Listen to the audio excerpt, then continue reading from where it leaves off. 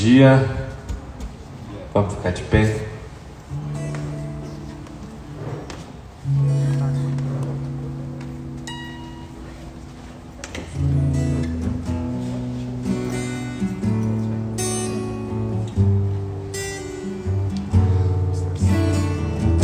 Vamos cantar ao Senhor.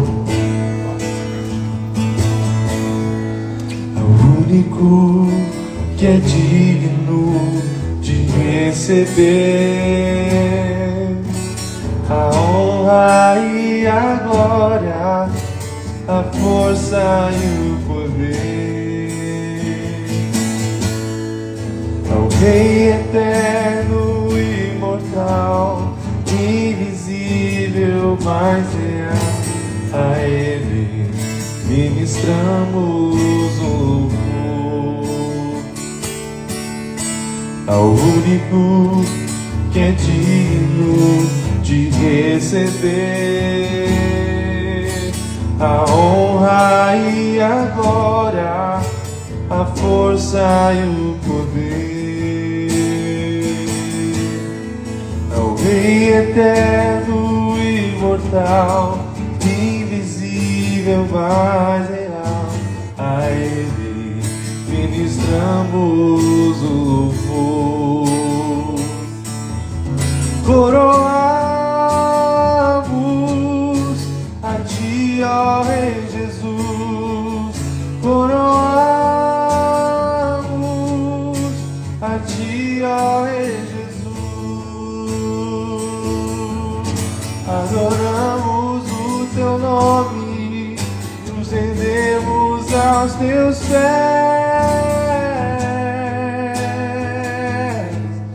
consagramos todo o nosso ser a Ti. Ao único que é digno de receber a honra e a glória, a força e o poder. Ao Rei eterno e imortal, invisível, mas real, a Ele ministramos o louvor. Coroamos a Ti, ó Rei Jesus. Coroamos a Ti, ó Rei Jesus. Adoramos o Teu nome, nos rendemos aos Teus pés, consagramos todo o nosso ser a Ti. Coroamos a Ti, ó Rei Jesus. Coroamos a Ti, ó Rei Jesus. Adoramos o Teu nome, nos rendemos aos Teus pés, consagramos todo o nosso ser a Ti. Consagramos todo o nosso ser a Ti. Consagramos todo o nosso ser a Ti. Coroamos a Ti, ó Rei Jesus. Coroamos a Ti, ó Rei Jesus. Adoramos o Teu nome, nos rendemos aos Teus pés,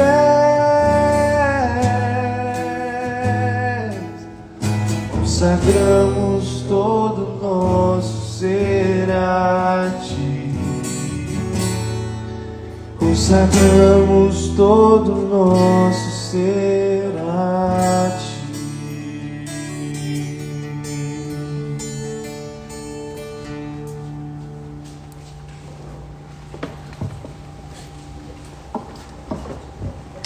Bom dia. Abra o seu livro lá no 5º dia. Nós iremos estar lendo hoje o 5º dia.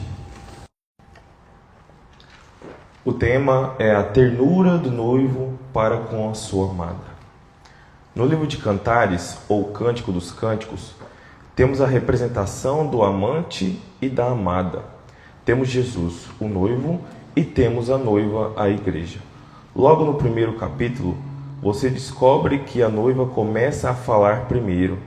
Você não ouve a voz do noivo, mas ouve a noiva falando: beije-me com os beijos de tua boca, porque melhor é o teu amor do que o vinho. Isso significa que ela quer uma experiência pessoal, não o que o pastor ensina sobre o amor. Ela quer que Jesus a beije. Ela quer uma experiência pessoal. Morena e formosa. Eu estou morena e formosa, ó filhas de Jerusalém, como as tendas de Quedar, como as cortinas de Salomão. Não olheis para eu estar morena, porque o sol me queimou, ó os filhos de minha mãe. Se indignaram contra mim e me puseram por guardar de vinhas. A vinha, porém, que me pertence, não guardei. Cantares, capítulo 1, versículo 5 e versículo 6. Vamos examinar essa dicotomia, morena e formosa. A palavra morena, traduzida aqui, é na verdade escura. No hebraico, ela diz: estou tão escura quanto as cortinas de Quedar. A palavra Quedar, no hebraico, significa escuro, mas ela é tão bela quanto as cortinas de Salomão. Todos nós, crentes, temos um lado escuro e um lado bonito. Nós temos apenas uma natureza, a de Cristo, mas ainda existe em nós a carne. Mesmo depois de salvos, ainda existem inclinações erradas. Sua mente ainda pode vagar por áreas em que não deveria. Seus desejos podem não ser tão santificados quanto você gostaria. Você percebe que às vezes quer fazer as coisas erradas. Você ainda fica com raiva quando está no trânsito e tem vontade de dar um soco no nariz de alguém. Então você já percebeu que existe um lado escuro em cada crente. Quanto mais rápido você perceber isso, mais descanso terá.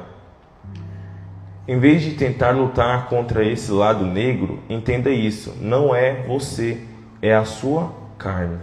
Quando falo de carne, não estou falando do seu corpo, mas do princípio da carne, isto é, a inclinação para o pecado que ainda existe. Deus removeu toda a nossa natureza pecaminosa, mas a carne ainda está lá. Assim como quando você ouve o toque de um sino por um longo tempo e continua ouvindo o mesmo depois dele ter parado de tocar. O que você sente é a carne.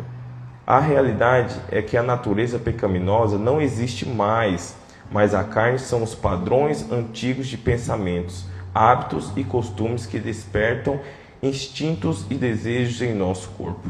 Entretanto, quando sabem que o seu verdadeiro ser é tão belo quanto as cortinas de Salomão, o lado escuro é como as tendas de Quedar. E, como já disse, Quedar significa escuro em hebraico.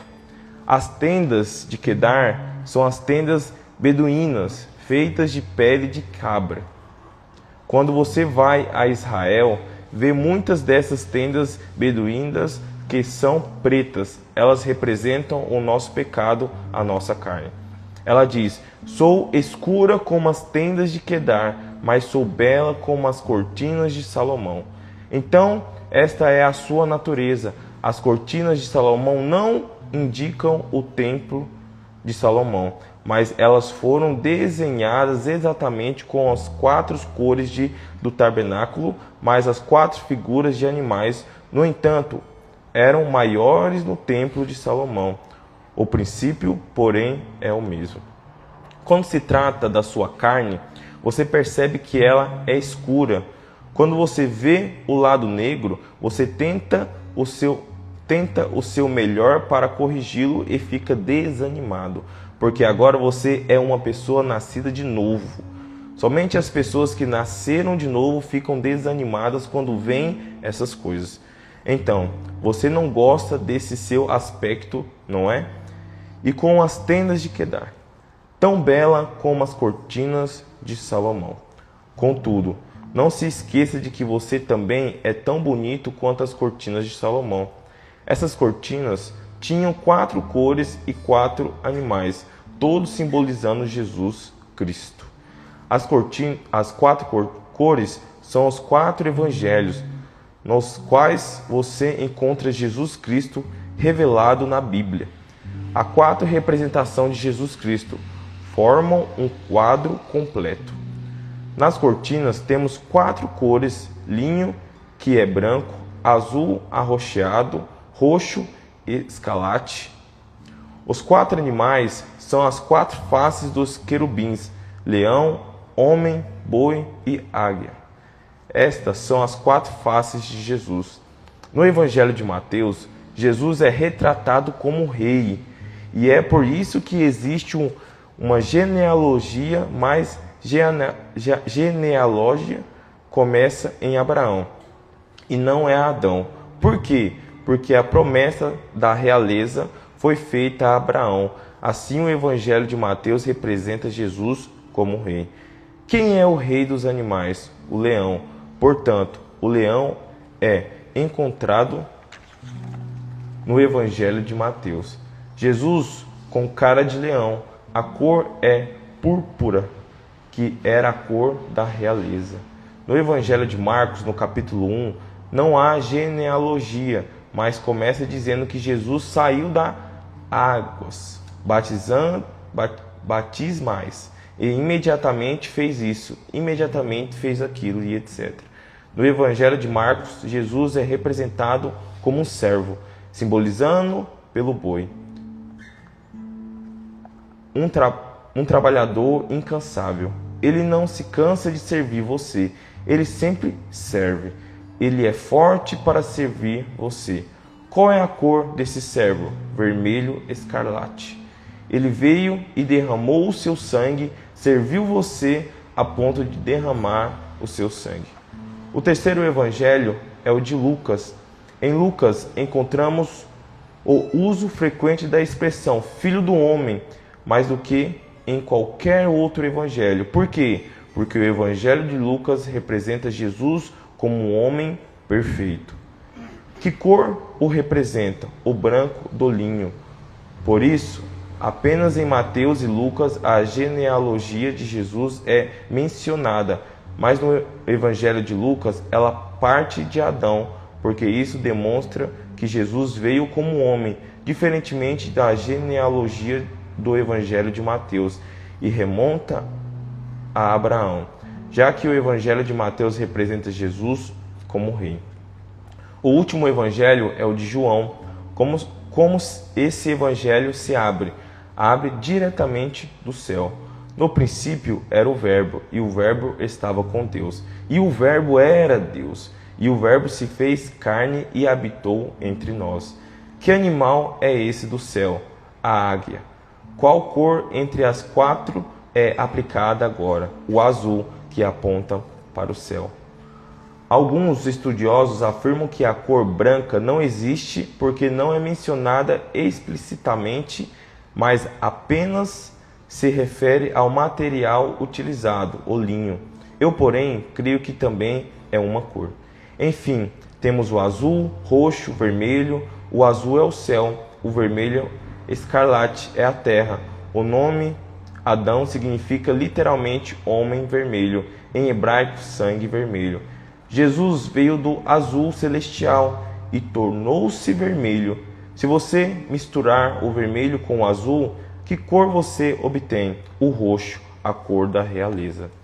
Todos somos vermelhos escarlates, mas participamos da natureza azul celestial.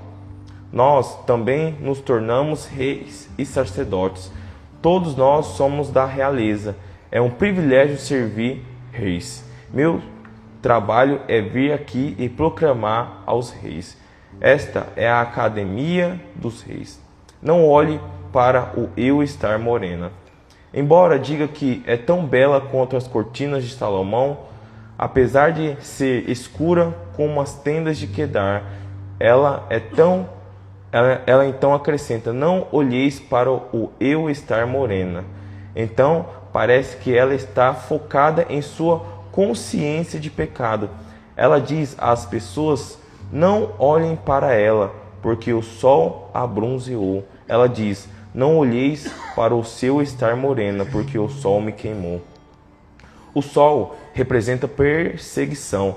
No Evangelho de Mateus, Jesus fala de 4 tipos de solo, e o sol fala de tempos de provação. A carne sempre aparece em tempos de provação. Tanto a consciência dela estava sobrecarregada pelo pecado. Alimento e descanso. No próximo versículo, ela se dirige ao seu amado. Cantares 1:7. Dize-me, ó amado da minha alma, onde apacentás o teu rebanho? Ela está dizendo ao seu amado Jesus: diga-me onde o Senhor alimenta o seu rebanho, porque quero encontrar comida. Ele é o pastor que apacenta suas ovelhas. Então também diz: onde o fazeis repousar pelo meio-dia, na estação quente em Israel. O meio-dia é o horário mais quente e, portanto, um bom pastor sempre conduz o seu rebanho para uma caverna ou abrigo sobre uma grande árvore para que as ovelhas possam encontrar refúgio e descanso.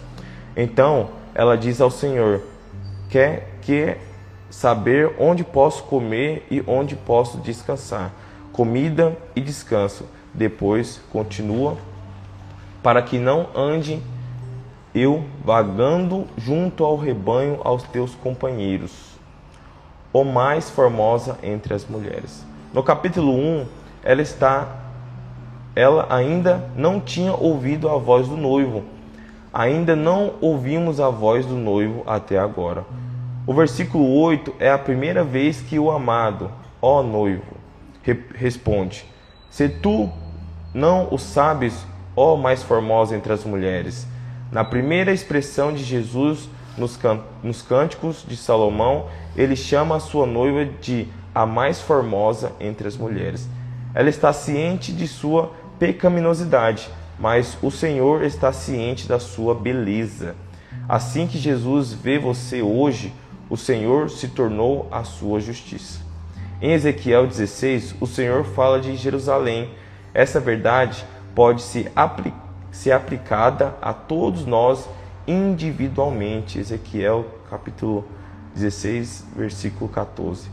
Correu a tua fama entre as nações, por causa da tua formosura, pois era perfeita. Por causa da minha glória que eu pusera em diz o Senhor Deus. Às vezes, quando você busca o Senhor e não a fama procura você. Isso pode acontecer quando você busca primeiro o Senhor e não a fama. O Senhor diz: lembre-se de que é a minha glória que coloquei sobre você. O Senhor coloca a sua glória, o seu esplendor sobre você. E então ele dá um passo para trás e vê como ninguém mais pode ver. Mas quando você não consegue ver a si mesmo, você se vê em uma dicotomia. Mas o Senhor lhe diz: eu vejo você apenas como a mais bela entre as mulheres. A primeira vez que ela ouve a voz do Senhor, ele a chama de ó mais formosa entre as mulheres. A Bíblia diz em 2 Coríntios capítulo 3, versículo 18, que quando você olha o seu rosto no espelho, deveria ver a glória do Senhor. Quando você vir a glória do Senhor e não o seu ser natural, você será transformado. Por isso, ó amado, diz: se não sabeis, ó mais bela entre as mulheres. Ele nem reconhece a sua escuridão. Ele nem reconhece a sua escuridão. E sabe por quê? No que diz respeito a ele, todas as suas trevas foram crucificadas na cruz quando ele foi crucificado. Agora ele o vê através da sua magnificência, através do seu esplendor que ele colocou sobre você. Ele vê você através de todo o valor e preciosidade da sua obra que ele realizou na cruz. Você está na plena beleza de Jesus Cristo. Segue a pisada dos rebanhos. Agora ela responderá à pergunta dela. Ela lhe perguntou: diga-me, onde posso comer e onde posso descansar? Quero saber onde você está alimentando. Não quero comer em nenhum outro lugar, mas quero alimentar onde você está alimentando. Quero descansar onde você faz descanso o seu rebanho. A resposta se encontra no versículo 8. Se tu não o sabes, ó mais formosa entre as mulheres, saí-te pelas pisadas dos rebanhos e pacenta os teus cabritos junto às tendas dos pastores. Em outras palavras, ele está dizendo a ela: se você quer nutrição de verdade, boa comida, não seja uma cristã solitária. Alguns dizem: não quero ir à igreja porque todos lá são hipócritas. Isso não é uma boa desculpa. Apenas venha, sempre há lugar para mais um. Outros afirmam: eu não acredito nessa igreja, quero encontrar uma igreja perfeita. Se você encontrar uma igreja perfeita, não entre nela, porque no momento em que você entrar, ela se tornará imperfeita. Portanto, não existe igreja perfeita ou pastor perfeito. Louvado seja Deus, porque no meio de uma igreja imperfeita, com um pastor imperfeito, temos o Salvador perfeito, o Supremo Pastor perfeito, que nos ama perfeitamente, e ele está na igreja imperfeita. Aquele que é perfeito está no meio de todas as nossas imperfeições.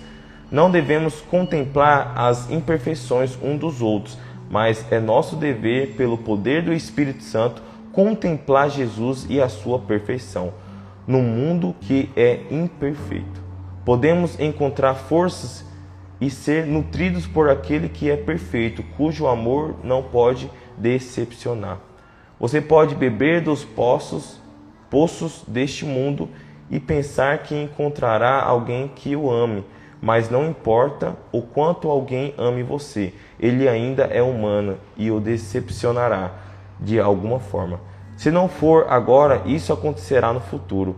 É melhor você aprender isso para ter um casamento bem-sucedido, mas existe apenas um cujo amor não pode decepcionar, que ama você agora e quer amará para sempre. Nada que você faça pode mudar o amor dele por você. Ele é Jesus.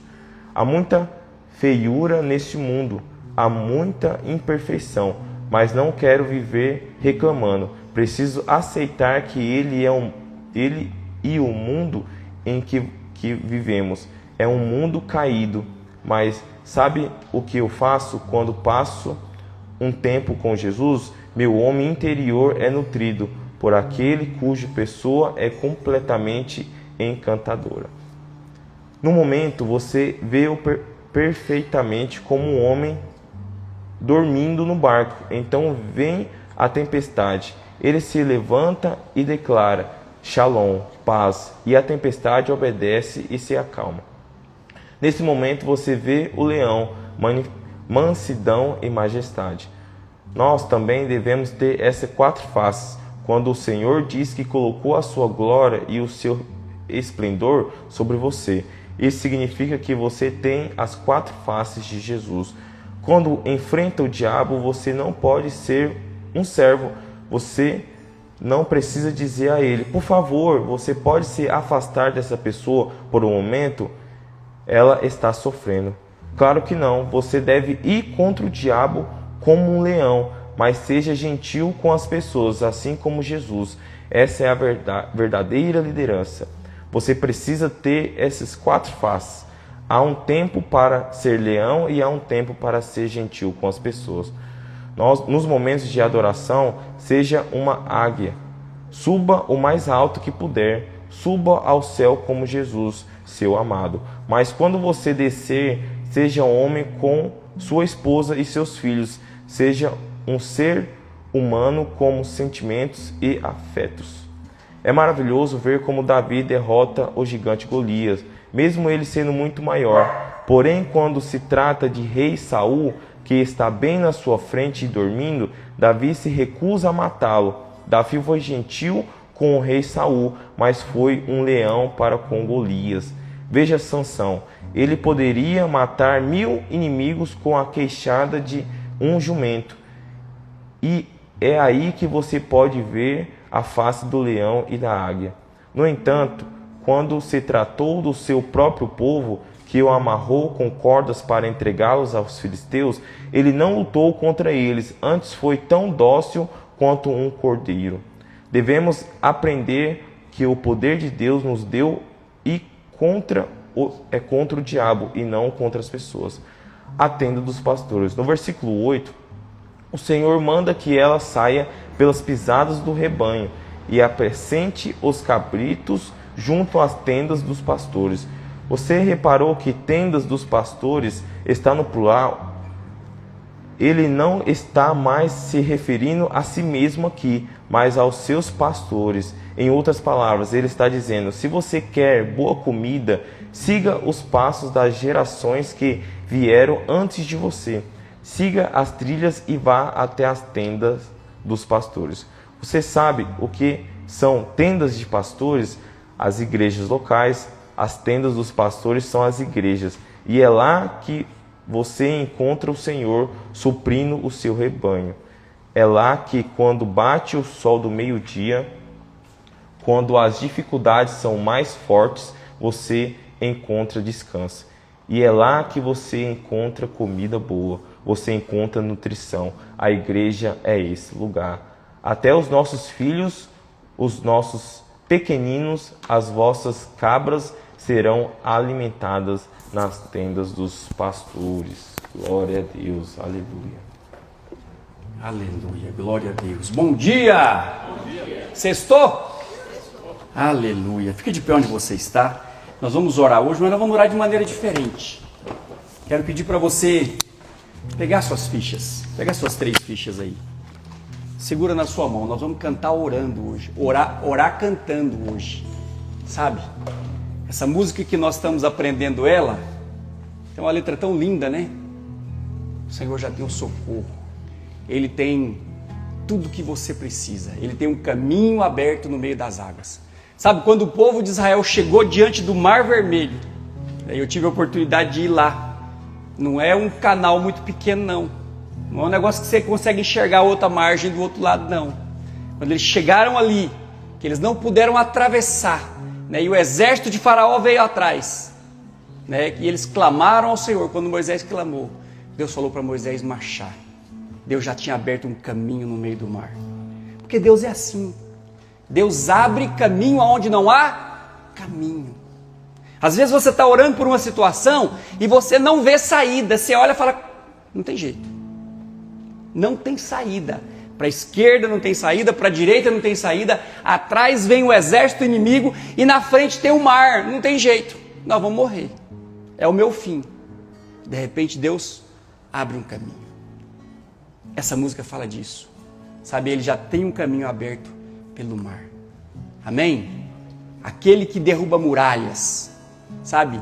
Aquele que faz da estéril mãe de filhos, é o mesmo que brada do alto, não temas, eu estou contigo. Eu acho tão lindo aquele episódio do The Chosen, o primeiro episódio, quando Jesus fala para Maria Madalena. Quantos já viram esse episódio, The Chosen, o primeiro episódio? Quem não viu, vê. Tempo de jejum é tempo de você assistir. Assista The Chosen, os escolhidos. No primeiro episódio, quando ele chega para Maria Madalena, que ele fala para ela, Maria, não temas, eu sou contigo. É tão lindo, né?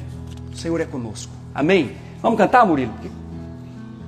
Inimigo tenta laços e embate. Segura a sua ficha. Pra envergonhar. Oh, Pai. Não vai. Porque não estou sozinho nessa guerra. Comigo, o braço forte do Senhor. Ele está com você nessa guerra.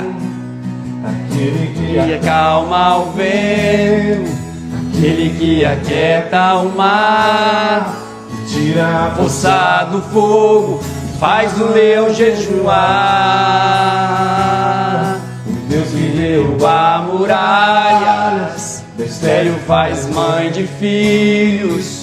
É o mesmo que do alto. Não temas, sou contigo. Deus já tem. Deus já Tem um caminho aberto pelas águas, faz romper uma fonte em meio ao deserto. Haverá nuvens que trazem chuvas de bênçãos. Ouça a voz, Deus te dá o escape e livramento. Oh, Ele é por você, Ele não é contra você. O inimigo tenta laços e embaraços para lhe derrotar. mas não vai. Não vai, não vai. Por quê? Porque eu não estou sozinho nessa guerra. Está comigo o braço forte do Senhor. Aquele que Acalma o vento, aquele que aquieta o mar, tira a força do fogo, faz o leão jejuar. Aleluia! Deus que Derruba muralhas, dá estéreo faz mãe de filhos. É o mesmo que bradar do alto. Não temas, sou contigo. Deus já tem um caminho aberto pelas águas, faz romper muitas fontes em meio ao deserto. Haverá nuvens que trazem chuvas de bênçãos. Ouça a voz, Deus te dá escape e livramento. Deus já Oh, sabemos, Pai, sabemos que o Senhor tem um socorro para cada um de nós. O Senhor é aquele que está conosco. O Senhor está do nosso lado. O Senhor é por nós. Oh, entregamos a Ti todos os nossos alvos. Entregamos a Ti todos os nossos pedidos nessa manhã. Oh, declaramos: está conosco o Senhor, aquele que não perde batalhas, aquele que luta as nossas lutas, que guerreia as nossas guerras, aquele que trabalha em nosso favor, porque o profeta Isaías diz que desde a antiguidade não se ouviu, nem ainda se viu, nem tampouco se percebeu de um Deus além de ti, que trabalha por aqueles que esperam no Senhor. A nossa esperança está em Ti. Nós esperamos a nossa vitória do Senhor, das Tuas mãos, porque o Senhor é aquele que abre caminhos aonde não há caminhos. O Senhor é aquele que abre portas aonde não há portas. O Senhor é aquele que faz um milagre acontecer nas nossas vidas. Oh, levanta sua ficha para o alto nessa manhã. Fala comigo nessa manhã. Eu creio que o meu Deus é aquele que acalma a força do mar, a tempestade, o vento. Ele é aquele que tira a força do fogo. É aquele que faz o leão jejuar. Ele é aquele que diz para estéril: você vai ser mãe de filhos. E Ele é o mesmo que está comigo, que brada do alto: não temas, eu sou contigo. Eu creio que o meu Deus está comigo. Ele está vendo tudo que eu estou passando, tudo que eu estou enfrentando. E nesses dias eu declaro que a vitória é minha. Eu me aproprio da bênção, do socorro, da vitória do Senhor na minha vida.